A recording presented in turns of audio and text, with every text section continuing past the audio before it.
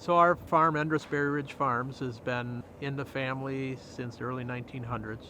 We grew the farm from 110 cows at that time to 725 cows now, and 1,500 acres of work land from a 180-acre farm.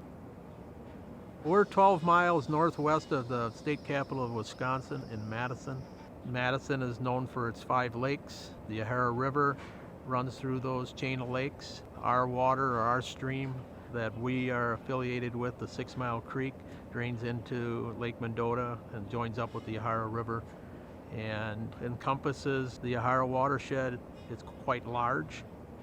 The state of Wisconsin in about 2015 decided that they were going to regulate all waters for phosphorus, which meant that any municipality, any utility, any entity that actually wants to discharge to statewide waters means you have to meet the phosphorus criteria. We're a sewerage district, so we have multiple communities that feed into, that we clean the wastewater for. So at a daily average, we're about 40 million gallons per day of wastewater coming through the plant. It's a pretty large geographic area, so we get a lot of wastewater. And our plant is a biological removal plant, so we do a really good job of getting phosphorus out. Our discharge is at about, I'd say, 0.3 milligrams per liter phosphorus, but the statewide phosphorus standard is 0.075. From a district perspective, to meet the statewide water quality standard, we had many choices. The traditional choice is to build more and make a better biological system. And in our case, our biological system was at its peak, so we were looking at a third and add-on type of tertiary treatment type of situation, which is very expensive. So then when we looked into adaptive management and that model, which is looking at partners and pooling your resources, it still would cost a lot of money, but our individual contribution, because we're pooling resources, will be a lot less than the multi-million-dollar price tag. So from a financial standpoint, it just made a lot of sense.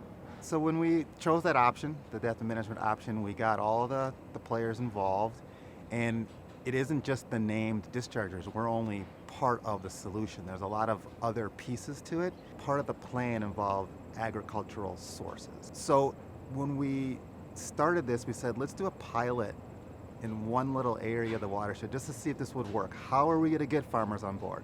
How are we going to make this work? That's where we connected with Yahara Pride Farms. We said, we're not going to knock on the doors because no one's going to talk to us. They have a board, they have structure, they have a cost share program. I mean, that's a high level. I mean, that's a nice gold standard.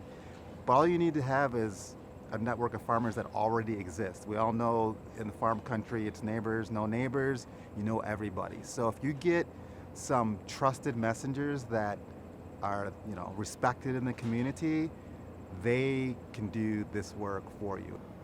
So Yahara Pride Farms is a farmer-led nonprofit, a 501c3, founded in 2012 by a group of farmers and agribusiness and lake enthusiasts in the Dane County area in the Yahara watershed. And who better to lead water quality than the people that work directly with the land and with the water?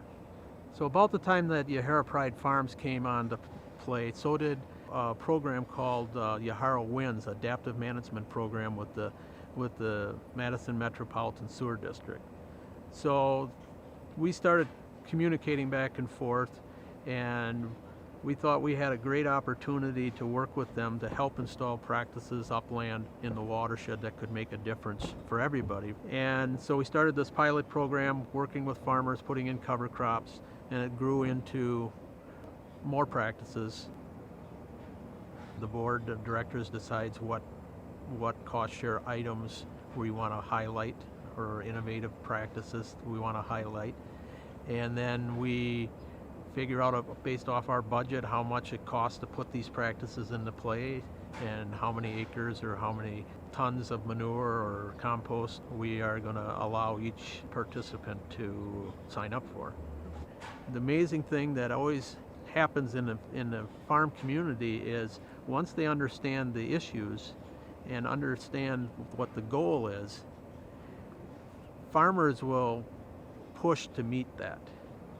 As we have developed these relationships with WINS and the urban folks, the municipalities around here, this water quality thing is probably more of a nutrient chain philosophy. You know, we all need nutrients to live, and nutrients needs to be recycled back to the land. The nutrients really never goes away. If you think of it, it really never goes away. We have to reuse it over and over and over again. So when you look at that chain of events, that it starts at the farm field and all the way through the process of delivering it to the people in the grocery store, or our public in the grocery store, and then depositing it back to the sewer district, it still has to all go back out on the land. Very early on, when the Yahara Pride Farms first came on board, we had a retired agronomist that was highly respected in the region that came on and worked for us and went door to door and talked to them about our cost share program, talked about our certification program with certain farmers, and you know, he got people interested that you maybe would think would not be interested. So I started working with Yahara Pride in 2012. They asked me, as a person who'd been doing conservation since the late 90s, to come down and kind of give them some ideas and kind of serve as their consultant. So I work for the board, and I work for the organization to provide conservation experience and ideas for them. This watershed is probably one of the most studied watersheds anywhere. I mean, you've got UW-Madison right on the lakes. It's got a limnology department. They've studied these lakes for years. And they've also pointed fingers at agriculture for years, saying a lot of this runoff is coming from ag. But the difference is today, ag is saying we need to be represented at the table. I think there are some things that make this watershed unique, but as I work around the state, all farmers have the same types of goals. They want to do the right thing. They want to know they're doing the right thing.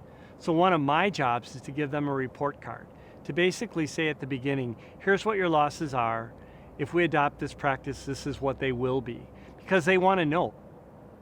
My job then is to be the person on the outside who comes in and says, as we walked your land, here's what we saw. So I think the most exciting thing here is this dynamic between ag and non-ag, talking about where are our similarities, how can we work together, what can we do to bridge this gap.